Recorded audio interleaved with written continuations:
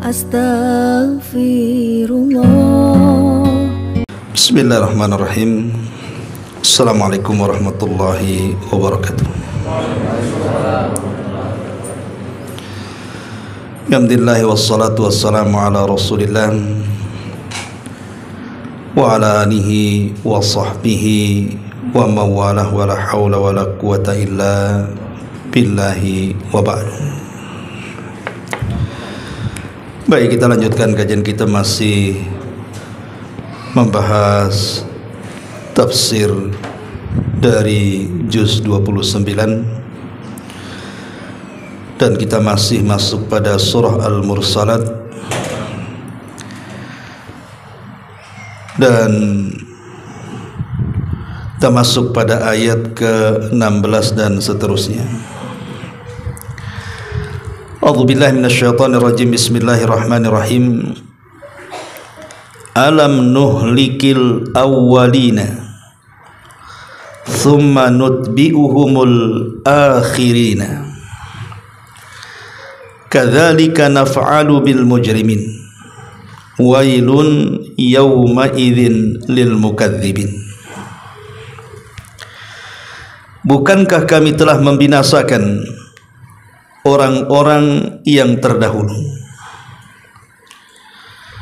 lalu kami ikut sertakan azab kami terhadap mereka dengan mengadab orang-orang yang akhir pula. Demikianlah kami berbuat terhadap orang-orang yang melakukan dosa. Maka kecelakaan pada hari itu bagi para pendusta. Ma'asyiral muslimin wal muslimat rahimani wa rahimakumullah. Ayat ini menjelaskan kepada kita tentang azab yang ditimpakan oleh Allah Subhanahu wa taala kepada umat sebelum Islam, dari zaman setelah Adam alaihi salatu wassalam sampai kepada umat Islam. Bagaimana runutannya? Ma'asyiral muslimin wal muslimat rahimani wa rahimakumullah. Kita tahu bahwa jarak Nabi Allah Adam alaihi salatu wassalam sampai diutusnya Nabi Allah Nuh alaihi salam itu 10 kurun. Satu kurun itu 100 tahun. Berarti jarak Nuh ke Adam itu 1000 tahun. Itu berdasarkan hadis yang sahih. Lah di masa ini belum ada penyimpangan akidah. Belum ada satupun dari turunan Adam alaihi salatu wassalam yang melakukan kesyirikan. Maksiat ada, tapi kesyirikan belum ada. Seperti Qabil membunuh Habil, pembunuhan sudah ada. Perzinahan juga sudah ada. Di zaman Nabi Allah Syith alaihi salam sudah ada perzinahan. Tetapi kalau sampai taraf kepada menyekutukan Allah Subhanahu wa taala, belum ada. Mereka masih mengikuti ajaran Nabi Allah Adam alaihi salatu wassalam dari sisi akidah. Sampai pada kurun Nuh alaihi salatu wassalam, disinilah terjadi penyimpangan akidah. Karena kaum Nuh alaihi salatu wassalam ini, mereka mulai berpaling dari menyembah Allah Subhanahu wa taala dan menyembah berhala orang-orang soleh yang sebelumnya mereka cintai. Sampai Allah Subhanahu wa taala katakan, la tadharunna waddan wala suwa'an wala yaghutha wa ya'uqa wa nasra.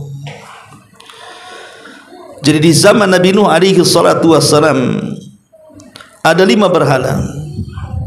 Yang dulunya 5 berhala ini adalah jelmaan daripada orang-orang saleh. Mereka lah yang disebut dengan keluarga Wad atau keluarga Wud. Disebut Wud atau Wad dalam bahasa Arab artinya dicintai.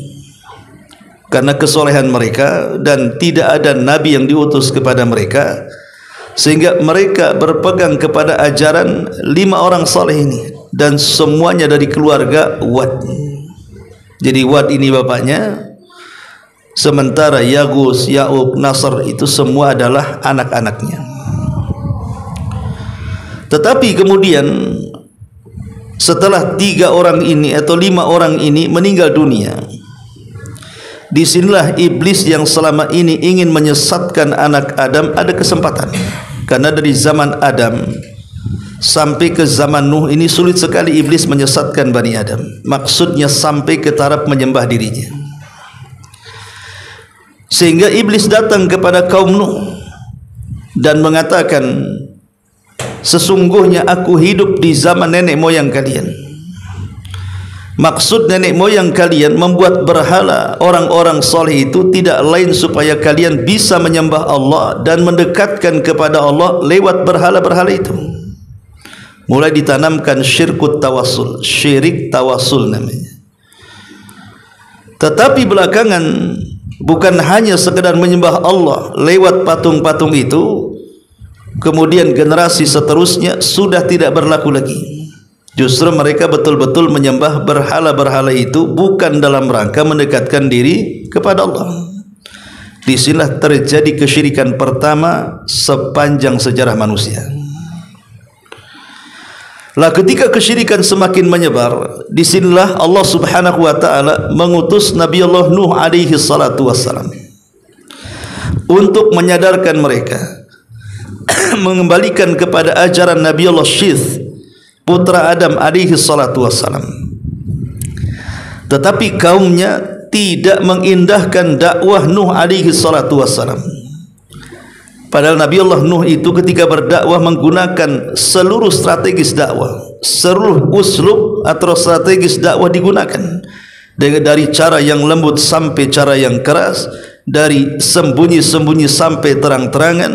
Dan Nuh tidak pernah sama sekali merasa bosan untuk mendakwai kaumnya. Sampai diceritakan dalam surah Nuh, Nuh sendiri yang mengatakan, inni da'autu qaumi laila wa nahara. Sungguh aku mendakwai kaum itu siang dan malam. Tapi apa yang terjadi? Setiap Nuh berdakwah, telinga mereka disempel dengan jarinya. Setiap Nuh berdakwah, pakaian mereka ditutupkan di wajahnya. Artinya betul-betul mereka menolak dakwah tauhid yang datang dari Nuh alaihi salatu wassalam. Lah dari sinilah akhirnya ketika Nuh berusaha untuk memberikan hidayah, bukan sebulan, 2 bulan, setahun, 2 tahun, 950 tahun.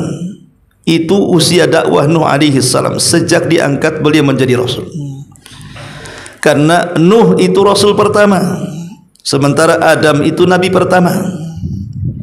Dan setiap rasul pasti nabi, tapi tidak setiap nabi harus menjadi rasul. Lah Nuh ini bukan hanya sekedar nabi, tapi dia rasul. Kalau Adam itu hanya nabi saja.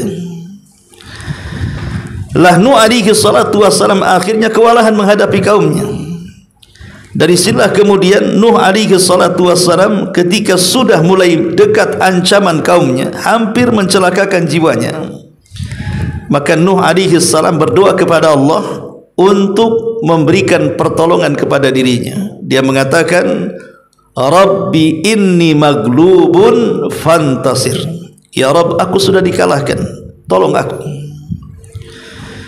Maka dari situlah kemudian Nuh alaihi salatu wassalam diperintahkan Allah Subhanahu wa taala untuk menanam pohon 100 tahun. Kemudian menebang dan menyerutnya 100 tahun. Kemudian membuat perahu selama 40 tahun. Begitu kata Abdullah ibn Abbas radhiyallahu anhu. Tentu ini kisah Israiliyat, karena tidak ada riwayat tentang masalah hitung-hitungan membuat perahu. Akhirnya Nuh pun mulai membuat perahu di tengah padang pasir. Disinilah mulai kaumnya mengejek, karena Nuh sudah tidak berdakwah lagi, karena sudah diancam kalau berdakwah akan dibunuh. Sehingga Nuh akhirnya membuat perahu sampai diejek kaumnya dan mengatakan, ya Nuh, di mana kamu ini?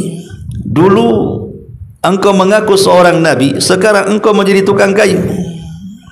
Mana profesi nabimu? Tapi Nuh alaihi salatu wassalam tidak menghiraukan ejekan itu. Sampai pada waktunya perintah Allah subhanahu wa ta'ala datang apabila kemudian tungku-tungku api itu keluar api dan langit menggelap siap menghujani kaum Nuh alaihi salatu wassalam, maka Nuh memerintahkan agar anak-anaknya yang beriman kepada Allah azza wa jalla dan para pengikutnya masuk ke dalam perahu dan membawa binatang sepasang demi sepasang. Tentu tidak semua binatang yang masuk ke dalam perahu Nuh alaihi salatu wassalam, karena bagaimanapun perahu itu kan tidak besar ya, untuk menampung binatang yang hari ini kita lihat macam-macam binatang. Sehingga para ulama kemudian membahas juga masalah ini, apakah semua binatang masuk ke dalam perahu Nuh berpasang-pasangan itu? Apakah tidak semua? Ulama hanya menjawab innallaha ala kulli syai'in qadir. Allah itu atas segala sesuatu maha mampu. Boleh jadi setelah peristiwa itu Allah menciptakan binatang yang kita kenal hari ini.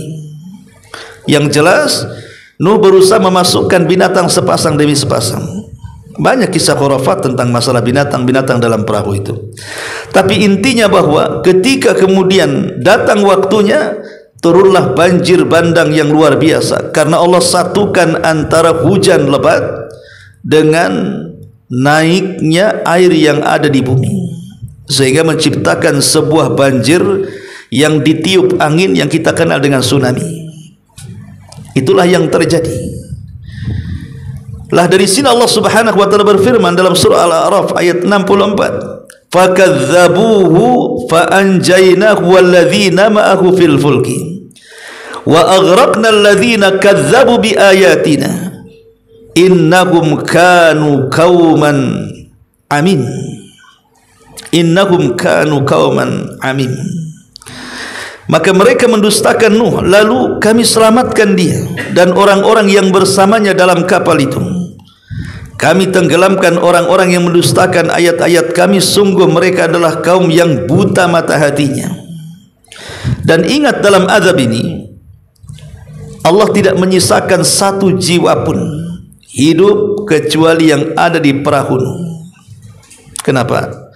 Karena ini doanya Nabi Nuh alaihi salatu wassalam, di mana saat azab Allah itu turun, Nuh mengatakan, "Rabbi la tadhar 'alal ardi minal kafirina dayyara." Rabb, jangan kau tinggalkan satu jiwa orang kafir hidup di bumi. Makanya peristiwa ini membinasakan semua manusia kecuali di perahu Nuh alaihi salatu wassalam. Bahkan satu putra Nuh pun binasa yang namanya Kan'an, karena mengikuti agama ibunya yang kafir. Hanya putra-putra Nuh yang beriman, Syam, Ham dan juga Yafis, dan istri-istrinya serta seberapa pengikutnya. Ada yang mengatakan 40 orang, ada yang mengatakan 80 orang, wallahu alam. Tapi yang jelas bahwa dari sini tidak ada manusia kecuali yang ada di perahu Nuh. Dari sini ulama mengistilahkan bahwa Nuh adalah bapak manusia kedua setelah Adam alaihi salatu wassalam. Kalau Adam kan bapak manusia pertama, kalau Nuh bapak manusia kedua. Kenapa dikatakan bapak manusia kedua? Karena manusia semuanya hari ini dari ujung dunia itu semuanya dari keturunan putra Nuh yang ada di perahu itu, di mana Ham atau Syam melahirkan bangsa Arab, Yahudi, Nasrani dan begitu seterusnya. Kemudian Ham, mereka ataupun dia kemudian hijrah ke daratan Afrika. Jadilah kemudian turunan orang-orang yang berkulit hitam, Afrika dan yang semacamnya. Adapun Yafis kemudian ke daerah Asia. Kita-kita inilah keturunan Yafis, putra Nuh alaihi salatu wassalam. Ini adab yang pertama yang Allah Subhanahu wa taala timpakan kepada kaum Nuh alaihi salatu wassalam. Kemudian setelah Nuh alaihi salatu wassalam diselamatkan di Bukit Judi di Irak dan anak-anaknya berkembang kemana-mana, kemudian Nuh pun meninggal dunia, maka generasi pertama mereka masih beriman kepada Allah. Generasi kedua, ketiga, sampai akhirnya ajaran Nuh dilupakan. datanglah generasi yang pertama kali menyembah berhala setelah Nuh alaihi salatu wassalam. Itulah yang disebut dengan kaum 'Ad. Allah Subhanahu wa taala berfirman di dalam Al-Qur'anul Karim, tepatnya surah Al-A'raf ayat 69. Allah mengatakan, wadhkuru id ja'alakum khulafa'a min ba'di qaumi Nuhin. Dan ingatlah oleh kamu sekalian di waktu Allah menjadikan kamu sebagai pengganti-pengganti yang berkuasa setelah lenyapnya kaum Nuh. Jadi Allah Subhanahu wa taala memberikan arahan ataupun mengingatkan kepada kaum 'Ad dan mengatakan, ingatlah wahai kaum 'Ad, di waktu Allah menjadikan kalian sebagai pengganti-pengganti yang berkuasa sesudah lenyapnya kaum Nuh. Artinya kaum 'Ad adalah kaum pertama dari kaum Nuh yang dilenyapkan oleh Allah Subhanahu wa taala untuk meneruskan estafet. Tapi sayang, kaum 'Ad ini justru kaum yang pertama kali menyekutukan Allah Subhanahu wa taala. Dan kalau kita melihat sejarah Nabi, sejarah bangsa Arab itu terbagi menjadi 3. Ada yang disebut dengan Al-Arab Al-Ba'idah, ada yang disebut dengan Al-Arab Al-Ba'idah, kemudian Al-Arab Al-Musta'ribah. Ada Ba'idah, ada Musta'ribah. Ba'idah ini maksudnya Arab yang sudah tidak ada lagi, tinggal ceritanya. Mereka lah kaum 'Ad yang disebut dengan 'Adanil Ula namanya. Mereka disebut Arab Ba'idah, Arab pertama. Dan mereka sudah punah, sudah tidak ada lagi, keturunannya pun sudah tidak ada lagi, maka disebut Ba'idah. Ya. Kemudian di sana ada Aribah. Aribah ini yang disebut dengan Arab keturunan Qahtan, yang disebut dengan Qahtani. Kemudian Arab Musta'ribah dari keturunan Ismail alaihi salatu wassalam yang melahirkan Nabi kita Muhammad sallallahu alaihi wasallam. Lah Arab Al-Ba'idah ini dialah kaum 'Ad. Kaum 'Ad itu di mana? Kaum 'Ad itu sebagiannya tinggal di Hadramaut Yaman dan sebagiannya tinggal di Oman. Hadramaut dan Oman itu kan bertetangga. Kalau Hadramaut ikut negara Yaman, kalau Oman ya negara sendiri. Ya, jadi kaum 'Ad itu di antara dua negeri ini, antara Hadramaut dan juga negeri Oman.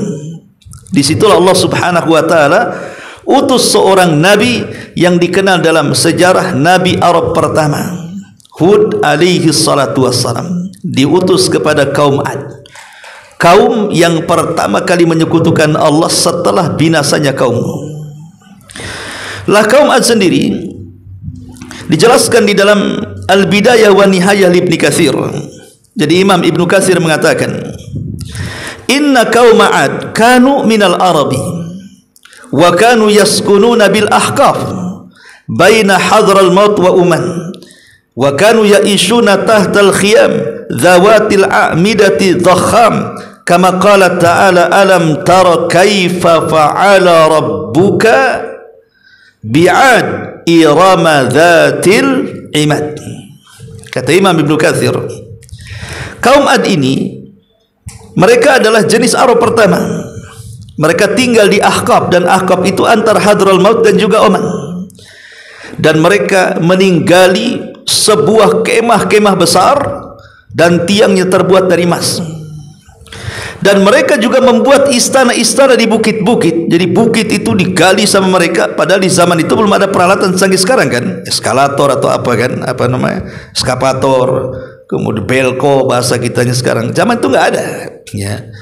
Tapi mereka dengan alat seadanya bisa menciptakan seni luar biasa, mampu merubah sebuah bukit batu menjadi istana yang diukir dengan emas.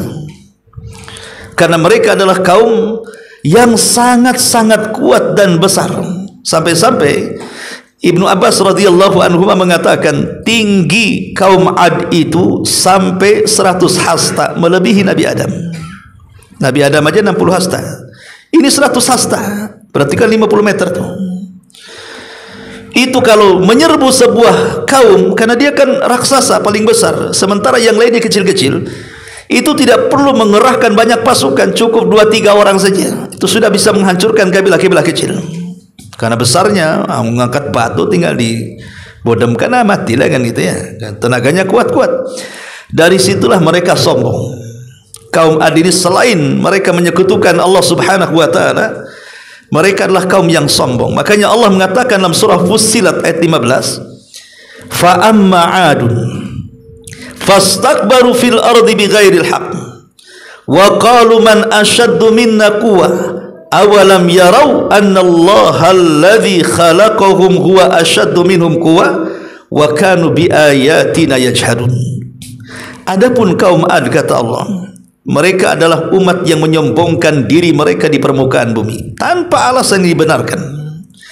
Bahkan mereka berani berkata, siapa yang lebih besar kekuatannya daripada kami? Sombong mereka. Maka Allah jawab, dan apakah mereka tidak memperhatikan bahwa Allah yang menciptakan mereka jauh lebih kuat dibandingkan mereka? Tapi mereka umat yang mengingkari tanda-tanda kuasa kami, kata Allah. Lah sebab itulah, karena kaum adalah umat yang sombong, menyekutukan Allah Subhanahu wa taala, mengingkari Allah Subhanahu wa taala, makanya Allah Subhanahu wa taala berikan azab. Apa azabnya? Pertama, pacaklik yang berkepanjangan. Bertahun-tahun pacaklik, tidak turun hujan. Akhirnya mereka datang kepada Nabi Allah Hud alaihi salatu wassalam, padahal mereka mengingkarinya, meminta doa agar Hud berdoa supaya turun hujan.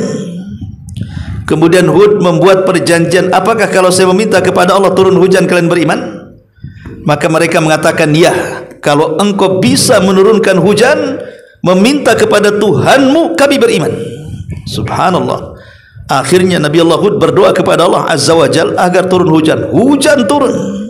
Akhirnya mengentaskan muskilah pacaklik. Tapi apa yang terjadi? Setelah kemudian mereka pun diselamatkan dari kelaparan dan paceklik, tanah gersang, kering kelontang, panas yang luar biasa, bukannya mereka beriman dan bersyukur, makin kufur lagi.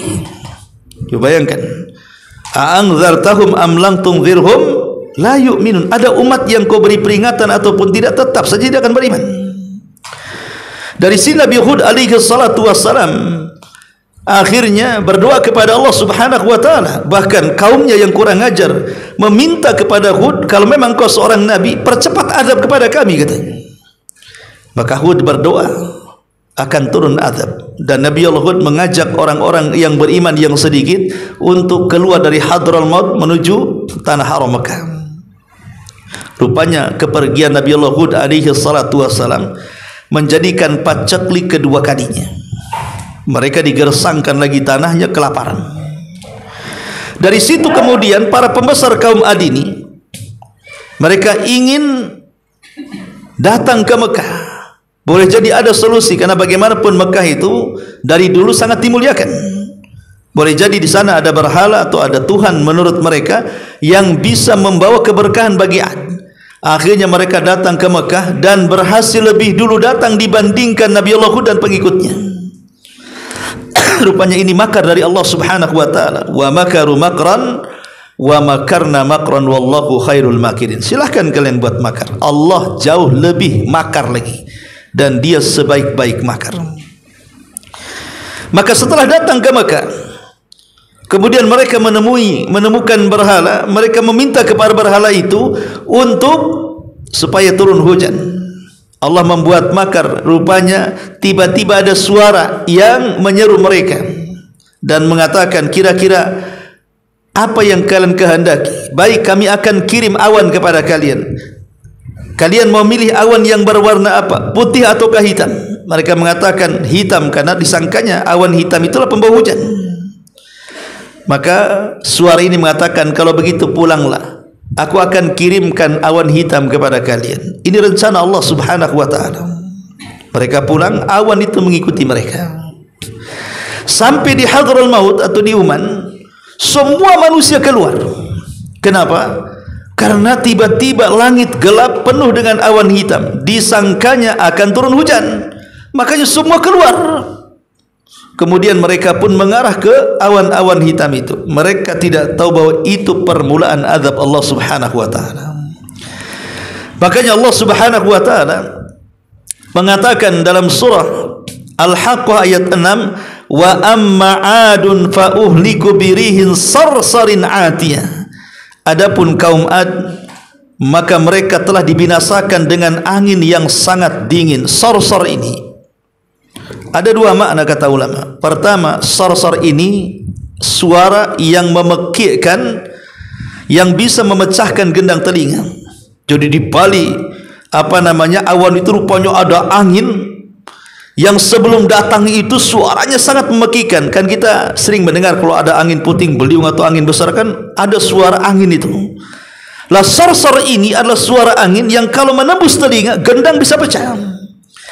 Makna yang kedua kata ulama tafsir mengatakan sarsar itu artinya dingin yang bersangatan, yang masuk ke dalam tulang dan bisa seseorang beku karenanya. Inilah azab, tiba-tiba datang angin dari balik awan.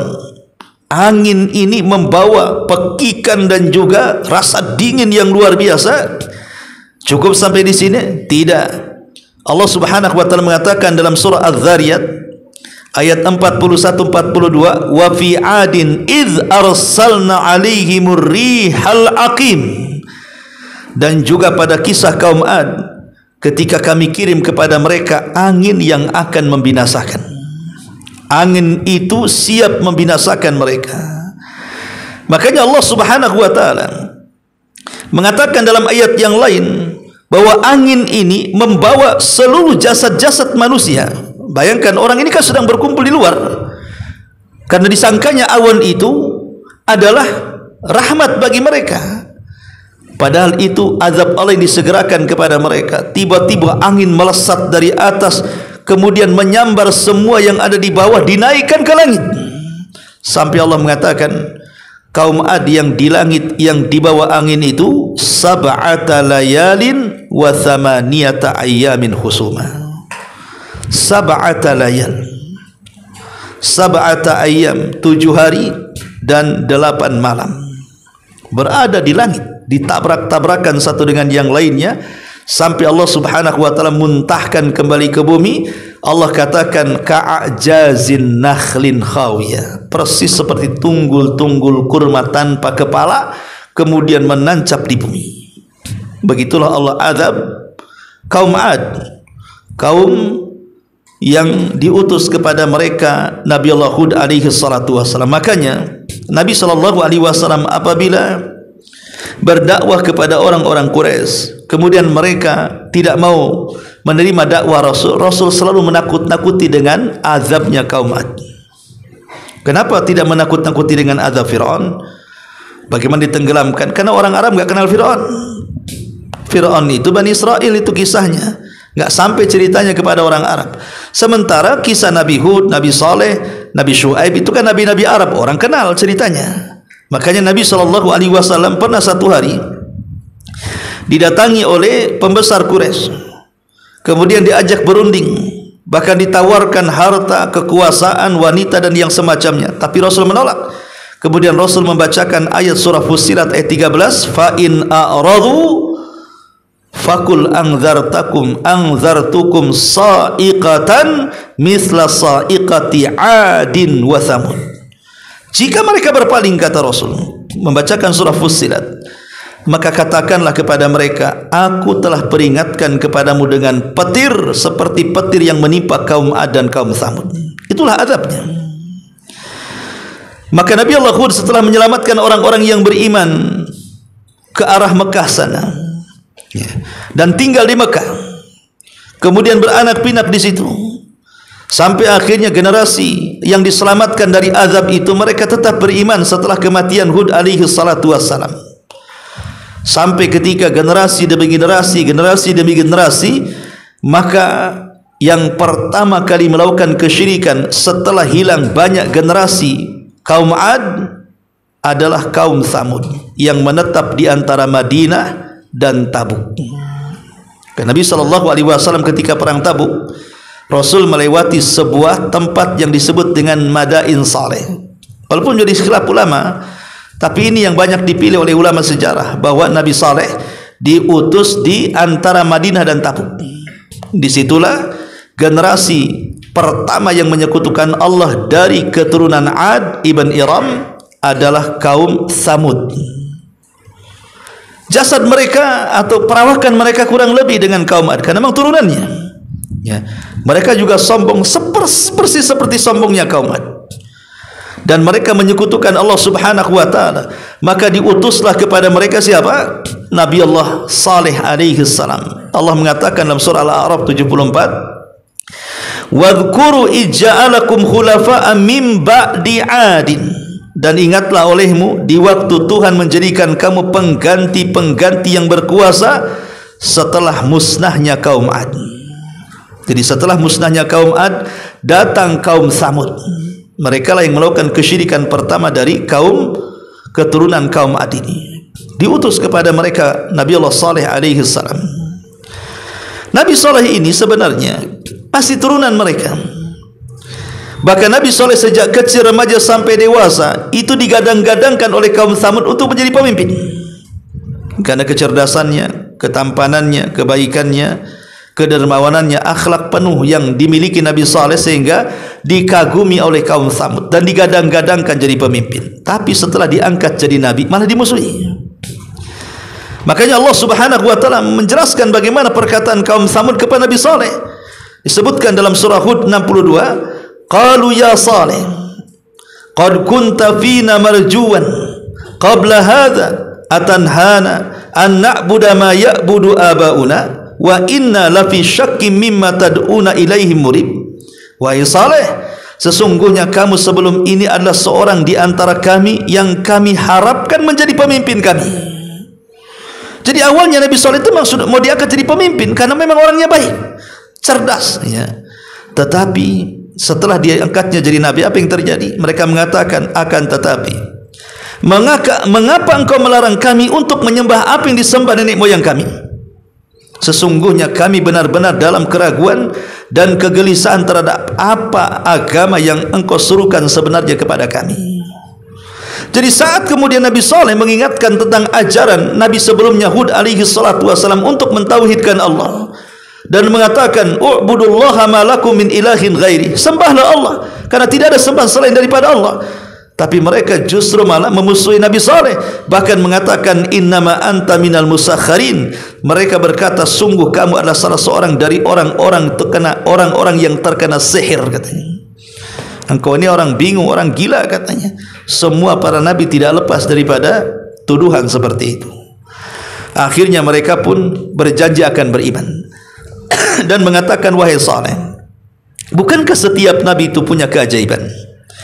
Bukankah setiap nabi punya mukjizat? Kalau engkau seorang nabi, keluarkan unta dari batu ini. Kenapa mereka meminta keluar unta dari batu? Karena mereka terbiasa dengan batu. Mereka suka mahat bukit. Dijadikan istana, bukan ditempati, hanya untuk rumah singgah saja, hanya untuk kegemaran saja, hobi-hobian saja.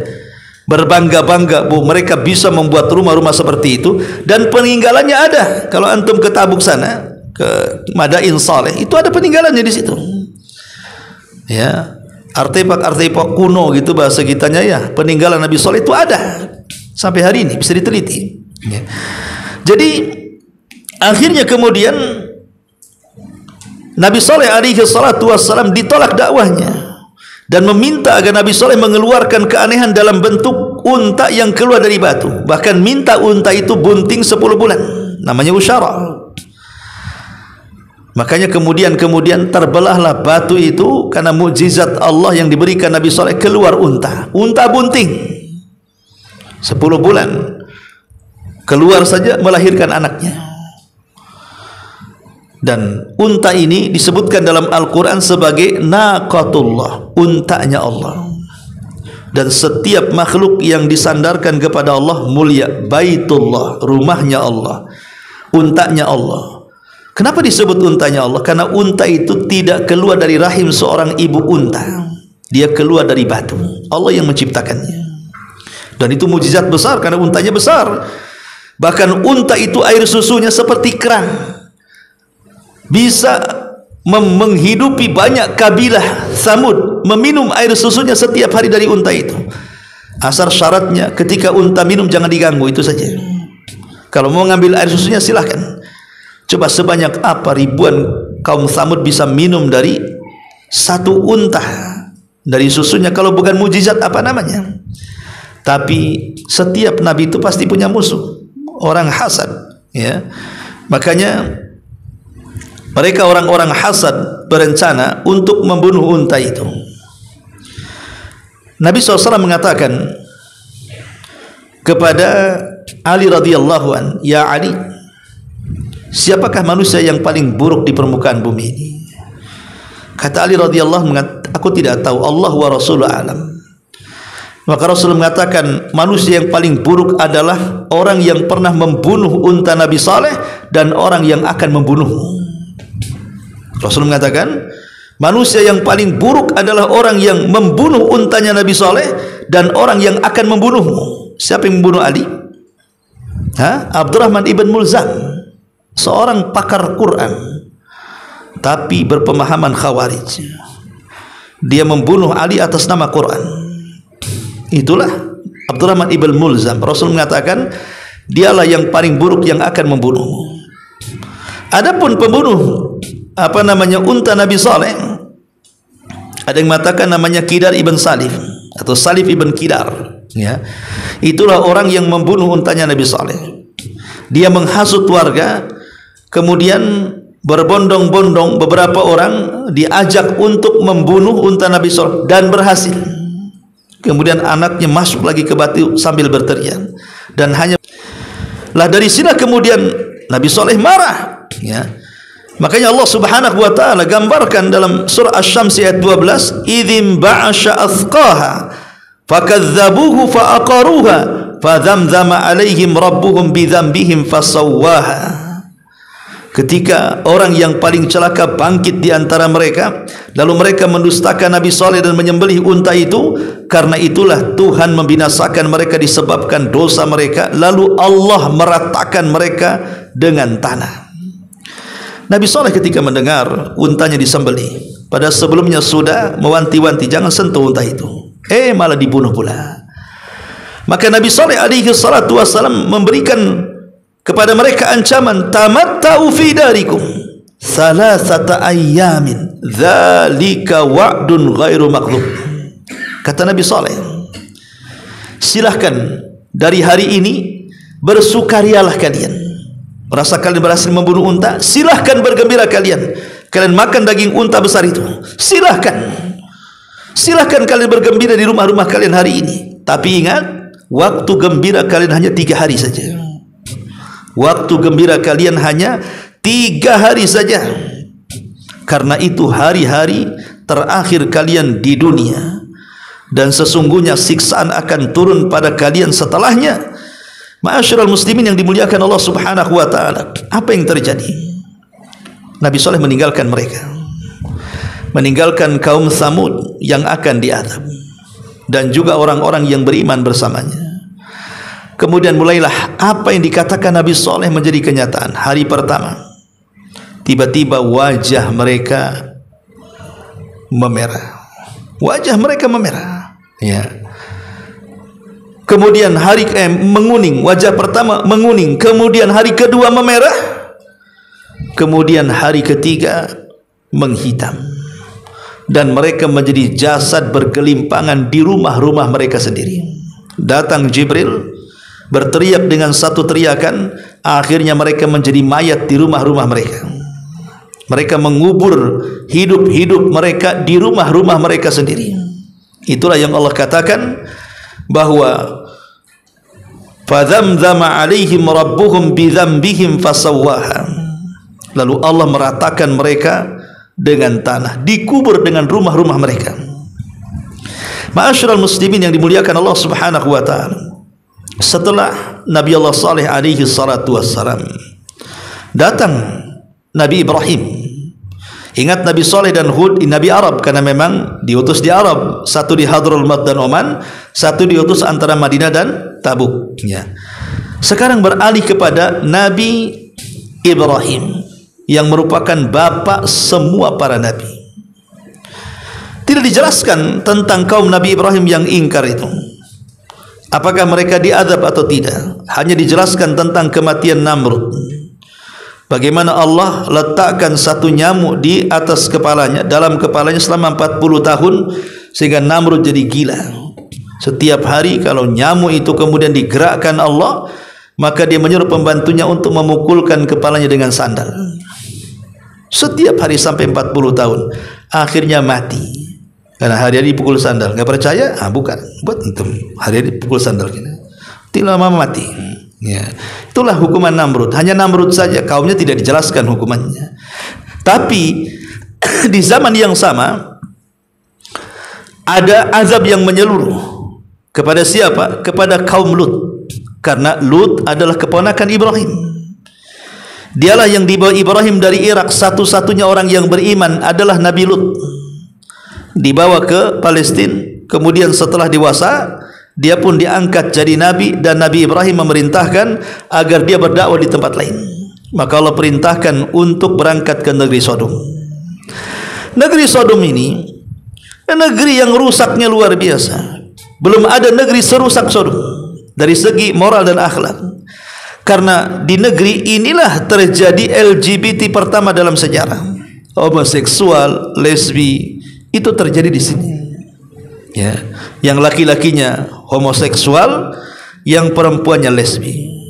Tentu kisahnya ma'ruf, ya. Memang setan sengaja kemudian menjelma orang sebagai anak yang paling tampan sekali, disuruh untuk mencuri. Jadi setan ini merubah dirinya, namanya setan, iblis. Bisa saja dia tasyakul, jin itu kan bisa tasyakul, berubah menjadi manusia yang tampan, yang jelek, bisa mereka. Jadi jin yang jahat, utusan iblis atau iblis sendiri bertasyakul menjadi manusia yang paling tampan, pura-pura mencuri, kemudian ketangkap. Sementara ketika itu kaum Sodom adalah kaum yang makmur, sementara negeri-negeri yang lainnya kaum tidak makmur. Ketika terjadi pacaklik, mereka suka mencuri. Maka iblis ini pura-pura jadi mencuri di kebun orang kaum Sodom itu. Entah gimana ceritanya. Akhirnya kemudian iblis yang menjelma manusia ini akhirnya disodomi dan ketagihan. Akhirnya budaya Sodom ini menjadi budaya yang merebak di tengah-tengah kaum Lut, ya. Dan mereka pun sudah tidak mulai suka dengan perempuan. Kemudian iblis tasyakul lagi menjadi perempuan yang cantik, datang kepada ibu-ibu, kalian ngapain? Bapak-bapak kalian udah suka kalian, katanya. Kalian buat juga hal yang sama lah dengan bapak-bapak kalian. Kalau bapak kalian suka laki-laki, kenapa kalian tidak suka perempuan? Maka terjadilah homo dan lesbi di zaman itu. Itulah homo dan lesbi pertama sepanjang sejarah. Moral rusak, tidak ada kaum sebelumnya melakukan seperti itu. Lah Allah Subhanahu wa taala mengutus Lut ke negeri ini. Makanya Allah mengatakan dalam surah Al-A'raf ayat 80-81, wa lutan idh qala liqaumi atatuna al-fahishata ma sabaqakum biha min ahadin minal alamin innakum lata'tuna ar-rijala syahwatan min dunin nisa bal antum qaumun musrifun. Dan kami telah mengutus Lut, lalu dia berkata kepada kaumnya, mengapa kamu melakukan perbuatan keji yang belum pernah dilakukan seorang pun sebelum kalian? Kalian menyukai fahisyah, maksudnya perbuatan keji, homoseksual ataupun lesbi, ya. Kemudian Allah mengatakan, sungguh kamu telah melampiaskan syahwatmu kepada sesama jenis kalian laki-laki, bukan kepada perempuan. Kalian benar-benar kaum yang melampaui batas. Jadi itulah memang perlakuan kaum Lut alaihi salatu wassalam. Mereka justru melakukan macam-macam kejahatan, merampok di jalan, belum lagi kesyirikan, macam-macam. Ya, makanya diutus Lut alaihi salam kepada mereka. Sampai pada waktunya 3 malaikat, Jibril, Mikail dan Malakul Maut, menjelma menjadi tamu ke rumah Ibrahim yang ada di Palestina. Pertama tugasnya menghabar gembirakan bahwa Ibrahim setelah punya anak Ismail akan melahirkan anak dari istri pertamanya Sarah. Ishak, dan juga cucunya Yakub. Yang kedua, dia berangkat ke negeri Sodom untuk menghancurkan negeri itu. Setelah kemudian menghabar gembirakan kepada Ibrahim, 3 malaikat ini dalam jelmaan manusia, pergilah ke negeri Sodom. Ingat bahwa mereka menjelma laki-laki tampan. Yang namanya orang berperilaku menyimpang melihat laki-laki tampan kan gitu ya, pasti ngiler kan itu. Bertabung kepada rumah Nabi Lut. Lut sudah ketakutan.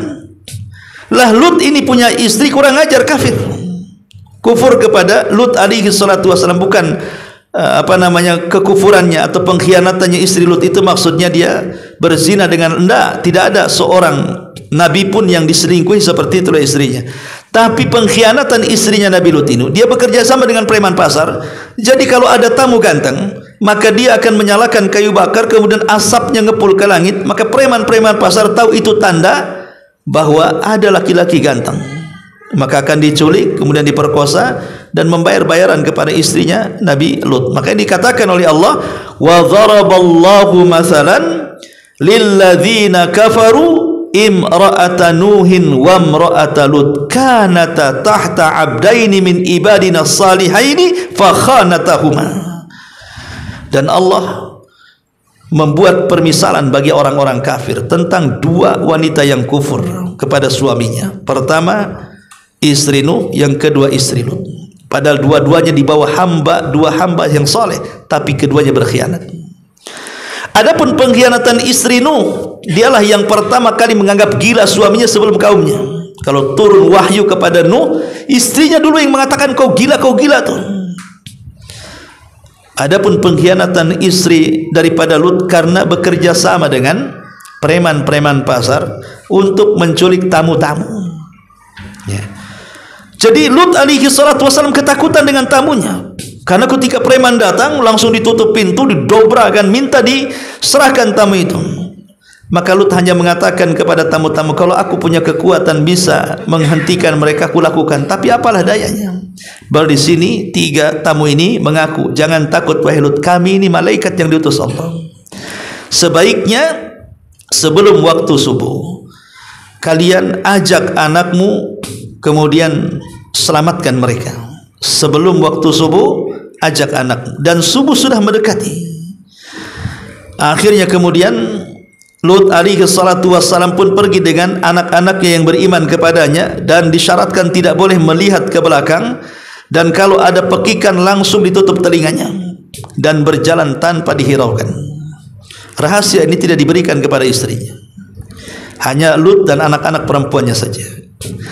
Ketika Jibril kemudian betul-betul membiarkan pintu rumah Lut terbuka, tiba-tiba dia menjelma menjadi Jibril yang asli, dalam bentuk yang asli, dihampaskan satu sayapnya. Semua mata orang-orang yang mengepung rumah Lut tercongkel dari tempatnya. Itu adab pertama tuh. Akhirnya mereka jadi buta. Ya. Adab yang kedua, Jibril terbang ke langit, kemudian menusukkan satu sayapnya, kemudian mengangkat negeri Sodom yang terdiri dari beberapa kabilah ke langit. Kemudian dihujani dengan meteor sampai mati semua, baru kemudian ditumpahkan kembali ke bumi. Jadilah laut mati hari ini. Itulah Allah subhanahu wa ta'ala katakan dalam Al-Quran, wa amtarna alaihim mataran fakaifa kana aqibatul mujrimin, dan kami turunkan kepada mereka hujan batu, maka perhatikanlah bagaimana kesudahan orang-orang yang melakukan dosa itu. Bahkan Allah subhanahu wa ta'ala mengatakan, fa arsalna alaihim 'aliyaha safilaha, maka kami balikkan negeri Sodom itu. Setelah diangkat, dibalikan, kemudian dihantamkan lagi ke bumi, jadilah laut mati. Dan Rasul mengatakan, la'anallah man la'ana qauma Lut, man amila amala kaum Lut. Allah melaknat siapapun yang berbuat seperti perbuatan kaum Lut. Subhanallah. Saya pikir setelah azab kaum Sodom, selesailah perbuatan yang merusak moral ini. Justru hari ini perbuatan yang merusak moral LGBT ini justru menjadi-jadi. Bahkan membuat semacam organisasi, ada badan hukumnya dan begitu seterusnya, sampai ke masalah agama. Ingat kisah dulu di mana tuh, di Jawa. Ada kiai LGBT yang mengarang kitab fikih khusus LGBT. Minta supaya MUI menandatanginya, kan kurang ajar tuh. Masa ada fikih LGBT? Ya ada fikih LGBT. Tapi bukan berarti kemudian fikih itu benar. Justru fikih ini menyimpang. Ya, dan subhanallah menjadi tren budaya. Bahkan hari ini kalau dulu melihat bencong itu benci, sekarang sudah biasa. Kenapa? Karena tayangan-tayangan televisi, artis-artis yang menyesatkan dengan gaya-gaya gemulai ala kebencian, kebencongan dan begitu seterusnya, akhirnya masyarakat terbiasa nonton. Ya. Makanya hati-hati di zaman sekarang ini, tontonan itu bisa jadi tuntunan. Kalau antum punya anak laki-laki, jangan antum belikan rok, belikan mobil-mobilan. Jangan anak perempuan dikasih baju laki-laki, dikasih baju tentara. Anak perempuan loreng-loreng. Ya. Ini mau jadi tomboy atau gimana? Anak laki-laki pula dikasih mainan perempuan, dikasih kompor, alat masak, disuruh jadi koki. Ya. Ya memang betul koki baik, tapi kan kalau mengarah kepada gemulai kewanita-wanitaan, nah ini kan kalau dari kecil kemudian sudah ditanamkan seperti itu, ya wajar kalau sudah besar jadi banci, jadi bencong dan begitu seterusnya. Banci kaleng. Ya. Ma'asyiral muslimin yang dimuliakan Allah Azza wa Jalla, intinya bahwa Lut kaumnya diazab oleh Allah. Setelah Nabi Allah Lut alaihi salatu wassalam, datang para nabi setelahnya. Dari turunan Ibrahim, Ishak, dari Ishak lahir Yakub, dari Yakub lahirlah Nabi Allah Yusuf alaihi salatu wassalam, sampai akhirnya dikenallah dengan Bani Israel. Diutus kepada mereka ribuan para nabi. Setiap generasi dipimpin para nabi, sampai setelah kemudian Nabi Allah Ilyasa, kemudian Nabi Allah nama Zulkifli, sampai kepada yang terakhir yang menjadi raja di tengah-tengah Bani Israel adalah Nabi Samuel atau Samun atau Samuel. Kita mengatakan Samuel, Samun juga ada yang mengatakan Samun karena dalam bahasa Arab Samun itu karena orang tuanya berdua ingin punya anak dikabulkan. Jadi Samun itu artinya dari mendengar. Allah mendengar doa seorang ibu, lahirlah anak yang namanya Samun atau Samuel. Itulah nabi yang terakhir menjadi raja. Lah Bani Israel ini kan sudah di zaman itu orang-orang Yahudi dibantai, terutama oleh pasukan Bukhtun Nasr yang menghabisi orang-orang Yahudi zaman itu, sehingga mereka centang perenang kemana-mana. Mereka akhirnya kemudian ingin mengembalikan kejayaan orang Yahudi, dan mereka tidak mau dipimpin Nabi, sehingga mereka meminta kepada Nabi mereka namanya Samuel dan mengatakan, wahai Nabi kami sudah tidak ingin dipimpin Nabi lagi, karena kami tidak pernah merdeka dan tidak pernah jaya. Kami ingin seorang raja, kami nggak mau dipimpin Nabi lagi. Maka Nabi Samuel kemudian memilih, baik kalau engkau ingin seorang raja, kami akan pilihkan orang yang paling kuat di antara kalian dan yang paling cerdas. Kemudian mereka mengatakan, siapa itu? Kemudian Nabi Samuel memilih seorang raja yang dikenal dalam Quran sebagai Raja Tolut.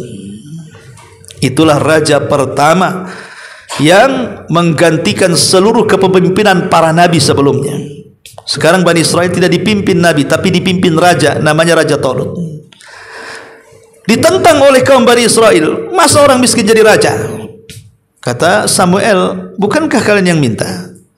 Maka kupilihkan yang terbaik. Ya memang dia miskin, tapi dia cerdas. Ya memang dia miskin, tapi dia kuat fisiknya. Ya, wazadahu fil bastatan fil ilmi wal jism. Jadi Tolut ini diberikan badan yang sangat fisik yang sangat kuat dari segi kekuatan dan juga ilmu.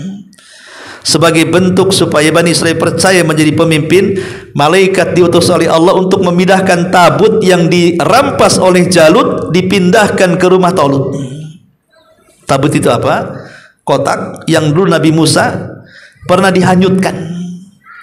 Itu namanya tabut. Ya, jadi kotak itu dibuat segera karena memang ketika itu ketakutan ibunya, sehingga tidak sempurna kotak itu. Tapi Allah selamatkan Nabi Musa dalam kotak itu. Lah setelah zaman jauh dari Nabi Musa alaihi salatu wassalam, ya, zaman sudah jauh sekali, ya, maka tabut itu menjadi barang sakti di tengah-tengah Bani Israel. barang sakti di tengah-tengah Bani Israel. Artinya siapapun yang berperang membawa kotak atau tabut itu pasti menang. Makanya mereka yakin dengan Talut. Oh, kalau ada kotak kami yakinlah, kalau tak ada kotak kami tak yakin, kan itu maksudnya. Dari situlah akhirnya Talut pun bawa pasukan yang banyak sekali, tapi di tengah jalan banyak yang gagal, imannya kurang, satu-satu pulang. Sampai ujian terakhir suruh minum, hanya boleh satu tegukan, kalau sudah berjalan malah minum sebanyak-banyaknya, lemes badannya, tidak bisa berjalan. Sehingga hanya tersisa dari sekian ribu, hanya tinggal 314 orang. Persis seperti jumlah pasukan Rasul di Badar. Baru menghadapi Talut. Ya.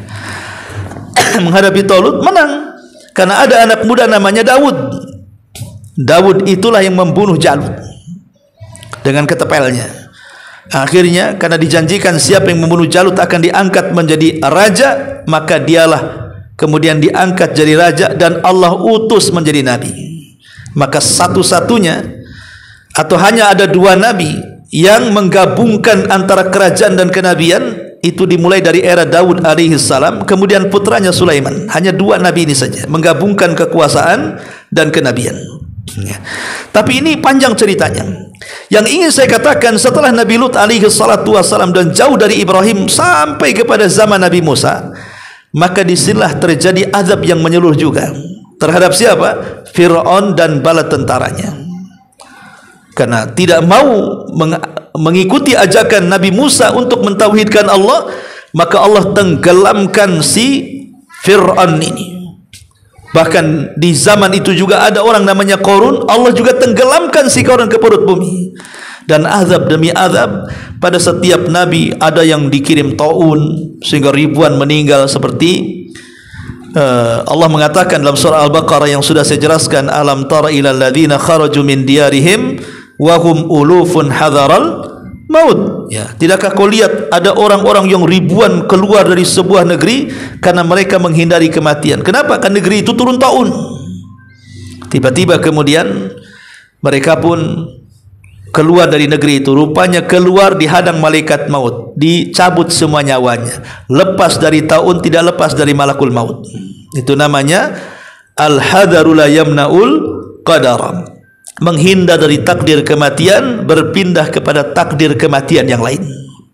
Tidak mati karena virus corona, mati ditabrak mobil corona, gitu maksudnya. Sama-sama corona, ya. Tapi kan namanya menghindar takdir, jatuh ke takdir yang lain, ya. Kematian kan bukan satu. Makanya Umar mengatakan kepada Abu Ubaidah bin Jarrah ketika dia maksa menyerbu Amwas, yang ketika itu Amwas dikepung oleh taun. Apa kata Umar? Jangan masuk. Abu Ubaidah mengatakan, afirara min qadarillah, amiral min, kau mau lari dari takdir Allah? Kata Umar, ya firarun min qadarillah ila qadarillah. Ya, aku lari dari takdir Allah tapi ke takdir Allah yang lainnya. Kalau kalian masuk ke kota ini kalian mati, ya. Betul, akhirnya Abu Ubaidah bin Jarrah meninggal karena taun, Muadz bin Jabal sekeluarga mati karena taun, ribuan sahabat mati karena taun. Ya, artinya ucapan Umar benar. Tapi itu ijtihadnya Abu Ubaidah. Akhirnya banyak para sahabat yang meninggal karena taun. Tapi taun bagi umat Islam rahmat, tapi taun bagi umat dulu adalah azab. Intinya bahwa azab demi azab kemudian silih berganti. Cuman bedanya azab dulu itu menyeluruh, tidak disisakan. Tapi azab setelah Nabi SAW tetap disisakan. Artinya mungkin di sini diazab, di sini tidak. Di sini kena tsunami, di sini tidak. Di sini kena puting beliung, di sini tidak. Daerah ini mungkin banjir, di sini tidak, kan begitu. Kenapa? Karena itu bentuk rahmat diutusnya Nabi SAW. Wa ma arsalnaka illa rahmatan lil alamin. Tidaklah kami utus engkau Muhammad melainkan menjadi rahmat bagi semesta alam. Apa rahmat bagi orang kafir? Dengan diutusnya Rasul, dengan tidak diazab mereka secara menyeluruh sebagaimana umat-umat sebelum mereka Allah azab secara menyeluruh. Itulah rahmat orang kafir setelah diutusnya Nabi SAW. Nah, di sini Allah Subhanahu wa taala mengatakan dalam surah Al-Mursalat, alam nuhlikil awwalin. Bukankah kami telah membinasakan orang-orang terdahulu, kaum Ad, kaum Tsamud, kaum Nabi Musa dan begitu seterusnya. Tsumma nutbi'uhumul akhirin. lalu kami ikut sertakan azab kami terhadap mereka dengan mengadab orang-orang yang akhir. Setelah Nabi maksudnya orang-orang yang akhir. Maksudnya adalah azab umat kita adalah warisan daripada umat dulu. Sebagaimana dosa umat kita ini juga warisan umat dulu. Dulu ada banjir, sekarang ada banjir. Dulu ada tsunami, sekarang ada tsunami. Dulu ada gunung meletus, sekarang ada gunung meletus. Jadi azab itu warisan juga umat dulu. Cuman bedanya kalau dulu menyeluruh, kalau sekarang hanya parsial saja. Sebagian, yang lain sebagian tidak. Tapi azab itu warisan. Sebagaimana dosa juga warisan. Ma'asyiral muslimin yang dimuliakan Allah Subhanahu wa taala, ada kisah yang lucu. Ya. Dari seorang yang mujrim, orang yang banyak melakukan dosa. Entah kenapa orang mujrim ini, orang yang banyak melakukan dosa ini, tiba-tiba ingin sholat ke masjid. Ingin sholat ke masjid. Padahal dia mabok, judi, zina, maling, merampok. Pokoknya nggak tahulah ada angin apa masuk ke hati dia. Kok pengen sholat dia. Sholatlah dia ke masjid berjamaah. Imamnya membaca surah Al-Mursalat ini. Ketika sampai kepada alam nuhlikil awalin, bukankah kami telah membinasakan orang-orang yang terdahulu? Dikiranya membinasakan orang-orang yang di depan. Akhirnya safnya mundur ke belakang. Ya. Kemudian imam mengatakan tsumma nutbi'uhumul akhirin, lalu kami ikut sertakan azab kepada orang-orang yang akhir. Maju lagi ke depan, takut diazab. Ya. Kemudian imam mengatakan kadzalika naf'alu bil mujrimin, demikian kami berbuat terhadap orang-orang yang berdusta. Akhirnya kabur dari masjid. Rupanya aku ini salah, depan diazab, belakang juga diazab katanya. Ketika imam mengatakan alam nuhlikil awalin, maksudnya orang yang awal di saf pertama. Ulama, sini orang yang banyak melakukan dosa, Allah katakan akan diazab. Nggak mau di saf pertama lah. Akhirnya ke belakang, paling akhir dia. Ya. Ketika mendengar summa nutbiul akhirin, yang akhir juga diazab, bingung dia, ke depan lagi. Kemudian kadzalika naf'alu bil mujrimin, begitulah orang-orang yang dosa, mau awal mau akhir tetap diazab, kabur dari masjid. Ini orang mujrim. Bayangkan ya. Ma'asyiral muslimin yang dimuliakan Allah Azza wa, intinya bahwa ini menjelaskan tentang umat-umat terdahulu sampai umat sekarang, bahwa azab itu akan senantiasa ada bagi orang yang bermaksiat kepada Allah Subhanahu wa taala dan Rasulnya. Baik, sampai di sini. Kalau yang bertanya silakan. Kalau kita tetap. Hukuman secara Islam tuh untuk kaum Sodom ini. Hukuman kepada orang-orang LGBT. Secara Islam.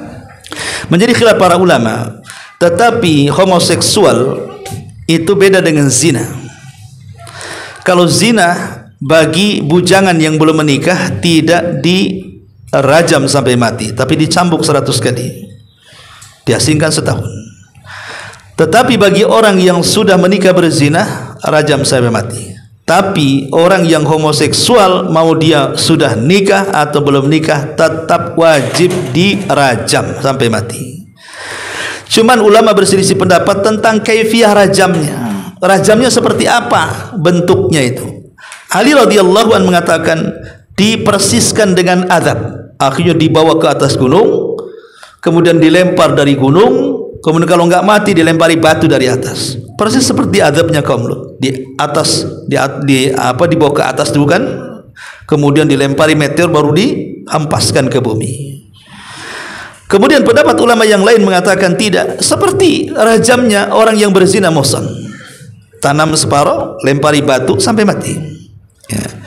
Ada juga tidak, maksudnya dia dihukum pancung lehernya sini. Ya, dihukum bunuh, hukum pancung. Jadi macam-macam tentang kaifiyah bagaimana cara matinya, tetapi sepakat ulama bahwa dia harus mati, tidak mempedulikan apakah dia perjaka belum nikah atau yang sudah nikah. Tapi kalau zina berbeda. Kalau zina kan melihat ini belum nikah, berarti dicambuk atau diasingkan setahun, kemudian orang yang sudah nikah dirajam sampai mati. Tapi ini yang melakukannya adalah pemerintah. Bukan antum main tangkap LGBT dibawa ke hotel yang paling tinggi BBC, antum lempar dari situ nggak mati, antum lempari sampai mati kan itu. Kita tidak menghakimi di jalan. Ingat, semua keputusan kembali kepada pemerintah. Karena pemerintah kita ini bukan pemerintah yang ya sebagiannya berhukum Islam tapi sebagiannya lagi kan berhukum undang-undang Belanda, jadinya ya LGBT dibiarin aja katanya.